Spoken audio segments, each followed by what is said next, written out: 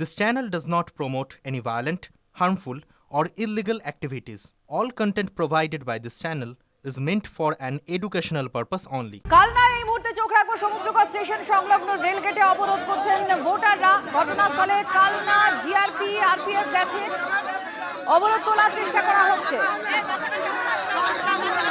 কালনায় এর আগেও রাস্তায় নেমে বিক্ষোভ দেখিয়েছেন ভোটাররা যে তাদের এসআইআর এর নামে হয়রানি করা হচ্ছে বলে অভিযোগ। এবার স্টেশনে রেল রোকো করেছেন ভোটাররা। আমাদের সঙ্গে কৌশিক আমাদের প্রতিনিধি আছেন। কৌশিক, একবারে রেল রোকো কেন? কিছুদিন আগে তো রাস্তায় বসেও তারা অবরোধ বিক্ষোভ করছিলেন, কেন এখানে? দেখো, মূলত যেটা অভিযোগ যে এসআইআর এর নামে হয়রানি করানো হচ্ছে, এই কারণের জন্যই ক্ষুব্ধ ভোটাররা। তারা আজকে সকাল নাগাদ কাটোয়া হাওড়া লাইনের সমুদ্রগড় স্টেশন, এই সমুদ্রগড় স্টেশনে বহু মানুষ জড়ো হয়, বহু ভোটার জড়ো হয়। তারা তাদের ক্ষোভ প্রকাশ করে এবং ট্রেন অবরোধ করে দেয়। ডাউন হাওড়া কাটোয়া লোকাল এই ট্রেন 7:50 এই ট্রেনটা ঢোকে, সেই ট্রেনটাকে অবরোধ করে দেয় এবং প্রায় 10 মিনিটের ওপর অবরোধ ছিল। ঘটনাস্থলে দ্রুত পৌঁছায় আরপিএফ, জিআরপি এবং আশ্বাস দেওয়া হয়, তারপরে কিন্তু এই অবরোধ ওঠে।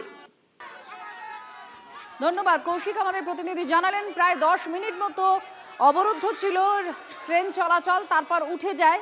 আর এইটা যে কারণে এই অবরোধ করা হয়েছে সেটা খুব গুরুত্বপূর্ণ। এসআইআর এর নামে হয়রানি করা হচ্ছে এই অভিযোগ। এর আগেও কালনার বেশ কয়েক অংশের ভোটার তারা অভিযোগ করেছিলেন একই রকম এবং তারা বিক্ষোভে রাস্তা অবরোধও করেছিলেন। লাগাতার তারা অভিযোগ করে যাচ্ছিলেন বিক্ষোভকারীরা যে তাদেরকে হয়রানির সম্মুখীন হতে হচ্ছে এবং সেই জন্যই তারা ক্ষুব্ধ আর বিক্ষোভ দেখাচ্ছেন।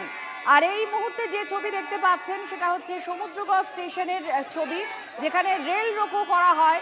রেলের সামনেই আন্দোলন শুরু করেন বিক্ষোভকারীরা এবং এখানেও অভিযোগ করা হচ্ছিল যে এসআইআর এর নামে হয়রানি করা হচ্ছে, যদিও পুলিশ প্রশাসন গিয়ে সেই বিক্ষোভ অবরোধ তুলে দেয়।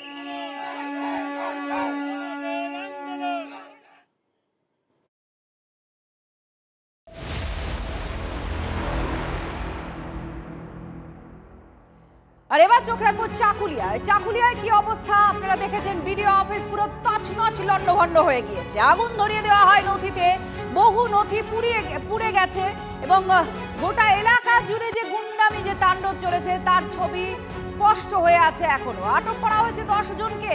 হামলায় তছনছ সরকারি অফিস, আসবাবপত্র, বহু নথি পুড়ে ছাই হয়ে গিয়েছে। আক্রান্ত হয় পুলিশ, ভাঙচুর হয় গাড়ি, আইসি জখম হন।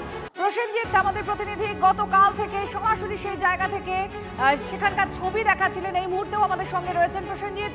আজকে সকালটা ঠিক কিরকম, নিরাপত্তা রক্ষী বা কর্মী তারা এসেছেন কিনা, অফিসে কাজের জন্য এসেছেন কিনা কর্মী বা বিডিও? দেখো, গতকালকের পর নতুন করে আর গ্রেপ্তার হয়নি। গ্রেপ্তারের সংখ্যা মোট 10, সেখানেই দাঁড়িয়ে আছে।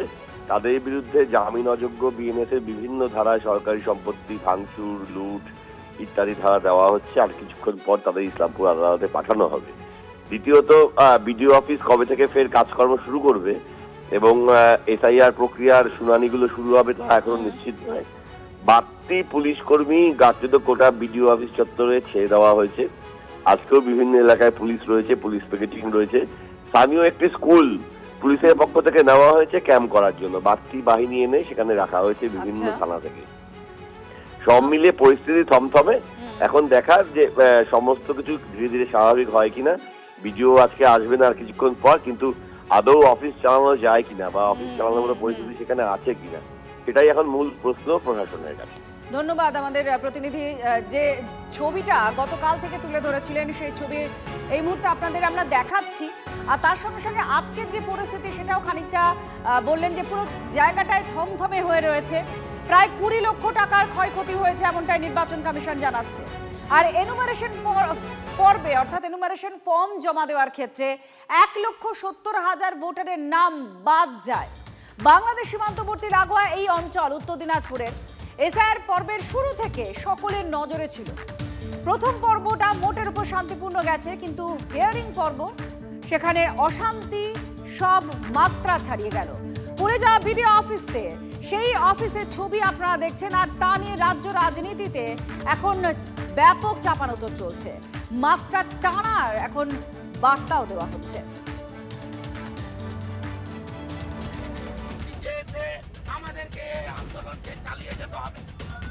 এটা ছিল ট্রেলার, নজর ঘোরানো স্ট্র্যাটেজি। রাস্তায় যখন আগুন জ্বলছে তখন বিক্ষোভের আগুন কিন্তু বিডিও অফিসে দাবানলের আকার নিয়েছে।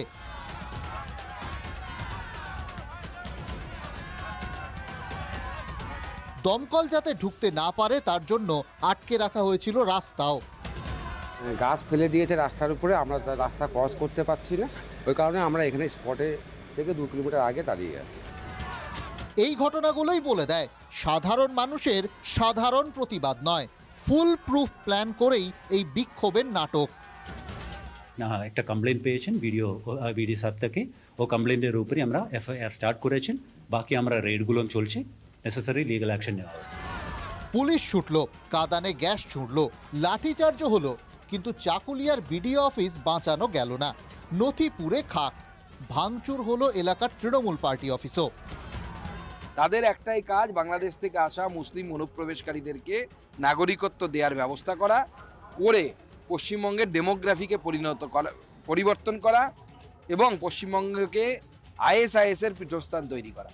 এই ধরনের ঘটনা কোনো দল সমর্থন করে না, মানুষের ক্ষোভের বহিঃপ্রকাশ। কিন্তু আমি আপনাদের মাধ্যমে অ্যাপিল করতে পারি যে মানুষ যাতে শান্ত থাকে, সংযত থাকে। আগুন লাগাচ্ছে তৃণমূল, এই আগুনে পুড়বে তৃণমূল। কারণ আপনারা সবাই জানেন 5ই মে রাত্রি 12টার মধ্যে যদি নতুন মন্ত্রিসভা মুখ্যমন্ত্রী শপথ না নেন, রাত্রি 12টা বেজে 1 মিনিটে কেউ চাক আর না চাক রাষ্ট্রপতি শাসন দিবে। আন্দোলনের নামে বিডিও অফিস ধ্বংস, দুষ্কৃতীদের হাতে হাতকড়া পরাতে পারবে রাজ্যের প্রশাসন? ফারাক্কার স্ফুলিঙ্গই কি চাকুলিয়ার গায়ে লাগলো?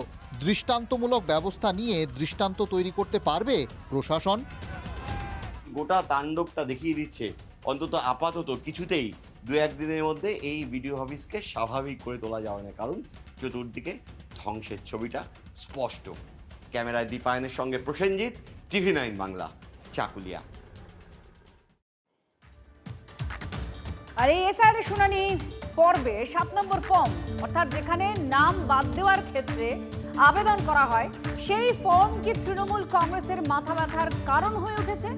শাসক দলের নেতারা যেভাবে মারমুখী মেজাজে, সেই লক্ষণ তো ভালো নয়। তৃণমূলের আর এক গুন্ডামি দেখল বাঁকুড়ার ছাতনা। হাতে 7 নম্বর ফর্ম, মুখে প্রশ্ন। জয়েন্ট বিডিওকে সবে নালিশ জানাতে শুরু করেছিলেন বিজেপি বিধায়ক ও নেতারা। অনুমতির তোয়াক্কা না করে আচমকাই সরকারি অফিসারের ঘরে দলবল নিয়ে ঢুকে পড়লেন তৃণমূলের পঞ্চায়েত সমিতির সভাপতি। বাঁকুড়ার ছাতনায় তৃণমূল নেতার হম্বিতম্বি গা জোয়ারের নমুনাটা দেখুন। আমাদের এখানে কোনো বাংলাদেশি নাই, কোনো 7 নম্বর ফর্ম জমা নেবেন না। প্রথমে নমুনা দেখানো, তারপর চলল বুঝে নেওয়া। বিজেপি নেতাদের কার্যত মারতে মারতে বের করে দেওয়া হলো বিডিও অফিস থেকে। বিজেপির দাবি, এর ফলে 7 নম্বর ফর্ম জমাই দেওয়া যায়নি।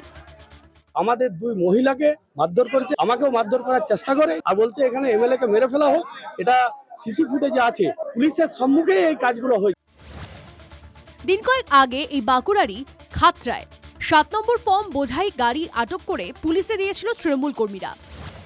তারপর থেকে 7 নম্বর ফর্ম আটকাতে বাঁকুড়ার বেশ কয়েকটি জায়গায় এভাবেই দাঁত নখ বের করে ফেলছে তৃণমূল। কোথাও বিজেপি নেতার হাত থেকে ছিনতাই করা হচ্ছে ফর্ম, কোথাও ফর্ম জমা দিতে আসা বিজেপি নেতা কর্মীদের ব্লক অফিসে ত্রিসীমানায় ঢুকতে দেওয়া হচ্ছে না। তৃণমূলের নেতারা কি ঠিক করবেন এখানে 7 ফর্ম জমা হবে কি না, ভিডিও জমা নেবেন কি না? 2021-এর বিধানসভা নির্বাচনে ছাতনায় প্রথমবার জেতে বিজেপি। জয়ের মার্জিন ছিল 7,164টি ভোট। তবে লোকসভা ভোটে তৃণমূল ছাতনা থেকে 5,657 ভোটে এগিয়ে যায়। ছাতনায় 2 ফুলের টক্করের আঁচ মিলল বিডিও অফিসে। ছাতনায় যদি বাংলা বিজু থাকে খুঁজে আগে বার করুন, তারপরে সেটা বলুন, ওরা গায়ের জোরে ফর্ম জমা দিবে। আমরা সেটাই বাধা দিতে এসেছিলাম।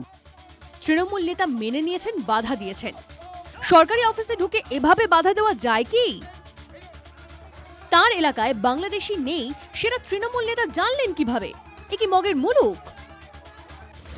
বাঁকুড়া থেকে হীরক মুখোপাধ্যায়ের রিপোর্ট, TV9 বাংলা।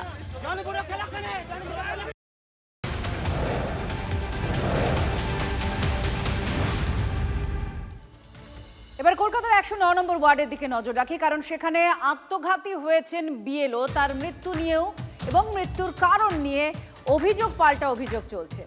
ফোনে রাজনৈতিক চাপের অভিযোগ করেছেন তার স্ত্রী। কাউন্সিলর অনন্যা বন্দ্যোপাধ্যায় থেকে শুরু করে বিধায়ক দেবব্রত মজুমদার সকলেই হাজির হয়ে যায়। তারা অভিযোগ তো অস্বীকার করলেনই, বরং নির্বাচন কমিশনের চাপেই অশোক দাস আত্মঘাতী হয়েছেন এই তত্ত্বটাকে মোটের ওপর একটা সত্যি করে খাড়া করে দিলেন। গলায় দই দিয়ে সুইসাইড করেছে। ওই যে অনন্যা ব্যানার্জি রাজু বিশ্বাস শুনে হুমকি দেয় যে ভোটে নাম কাটা গেলে দেখে নেবে, বাড়ি থেকে তুমি ভুলে যাবে, সেই জন্য চলে গেল। ভগবান, ও বলছে রাস্তাতে বেরোলে বউ ছেলেকে অ্যাটাক করবো বলেছে। ভগবান। নামগোত্রহীন ভাইরাল অডিও নয়, ফোনে এই অভিযোগ মৃতের স্ত্রী সুদীপ্তা দাস করেছিলেন যাদবপুরের বিজেপি নেত্রী মৌসুমী দাসের কাছে। অনন্যা ব্যানার্জি এবং রাজু বিশ্বাসের এই যেভাবে ওরা থ্রেট করছিল, তার জন্য উনি প্রাণটা হারিয়েছেন, তার জন্য উনি সুসাইড করতে বাধ্য হয়েছেন। রাজু বিশ্বাস কে? রাজু বিশ্বাস হচ্ছে টিএমসির তরফ থেকে বিএলএ 2 ছিল। এখানে বিএলও আত্মহত্যা করছে তৃণমূলের ধমকানিতে, তার থেকে প্রোটেকশন দিয়ে মমতা ব্যানার্জি আর ভাইপোটাকে তুলে নিয়ে গেলে সব ঝামেলা মিটে যায়। যদিও সকালে মৃতের দাদা কাজের চাপের উল্লেখ করলেন, অনন্যা বন্দ্যোপাধ্যায়ের হুমকি নিয়ে তিনি কিছু বলেননি। না, এমনি কোনো অসুস্থতা ছিল না। ধরুন মানে মানসিক একটা, যদি কাজের দিক থেকেও যে কোনো একটা প্রেশারই ছিল, এইটাই আর কি, যে আমি আর পারছি না, এরকম একটা। বাইপাসের ধারে বেসরকারি হাসপাতালে মৃত অশোক দাসকে নিয়ে যাওয়া হয়। সেখানে মৃতের স্ত্রীও বললেন কাজের চাপেই মৃত্যু। এসআইআর এত কাজের প্রেশারও নিতে পারিনি আমি। ওদের কি জানে এসডিও নিয়ে আরো সবাইকে বলেছি, হ্যাঁ ওরা প্রেশার নিতে পারিনি, ওরা কাজের চাপ। অর্থাৎ ভাইরাল অডিওতে যা শোনা গিয়েছিল তার সম্পূর্ণ অন্য দাবি।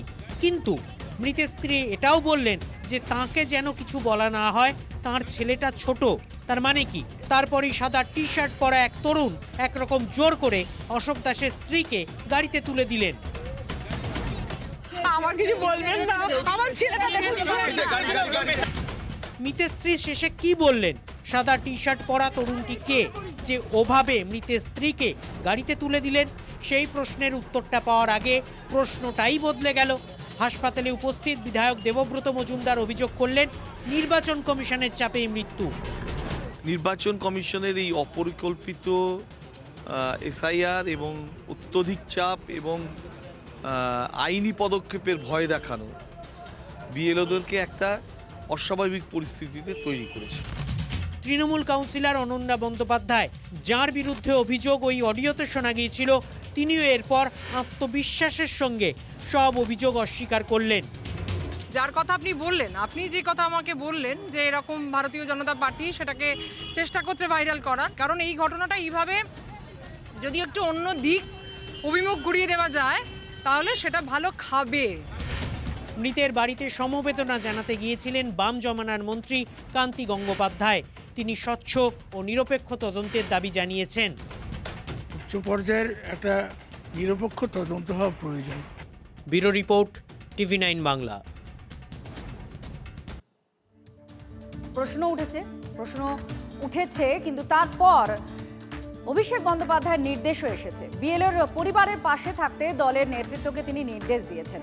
নন্দীগ্রাম থেকে নেতৃত্বকে ফোন করেন তৃণমূল কংগ্রেসের সর্বভারতীয় সাধারণ সম্পাদক। আজ বিকেলে রাসবিহারী বিধানসভার বিধায়ক দেবাশিস কুমার, বৈশানাথ চট্টোপাধ্যায় এবং বাপ্পাদিত্য দাশগুপ্তকে মৃত বিএলওর বাড়িতে যাওয়ার নির্দেশ দিয়েছেন অভিষেক বন্দ্যোপাধ্যায়।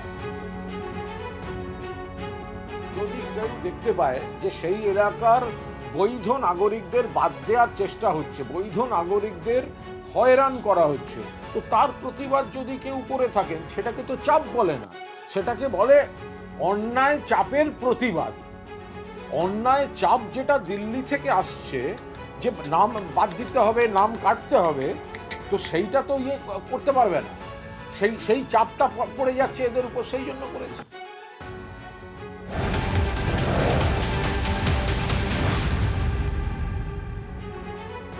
বিএলওর মৃত্যুর ঘটনা পূর্ব যাদবপুর থানায় বিক্ষোভ বিজেপির। কাউন্সিলর এবং তার ঘনিষ্ঠদের হুমকিতেই বিএলও আত্মঘাতী হয়েছেন বলে দাবি তুলেছে বিজেপি। পুলিশি পদক্ষেপ করার দাবিতে সজল ঘোষের নেতৃত্বে থানায় বিক্ষোভ দেখায় বিজেপি।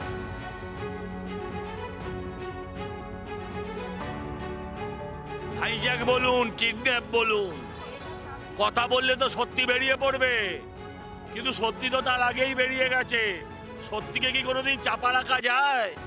এতদিন আমরা বলতাম মমতা বন্দ্যোপাধ্যায় চোর, হ্যাঁ, এখন তো আপনারাও দেখছেন যে আমার রাজ্যের মুখ্যমন্ত্রী মোবাইল চোর। যে রাজ্যের মুখ্যমন্ত্রী মোবাইল চোর হবে সে রাজ্যের কাউন্সিলর তোলাবাজ হবে না, রাজু বিশ্বাস সাট্টা চালাবে না, তাহলে ওদের চলবে কেমন করে? ওদের তো আর কয়লা গরু নেই।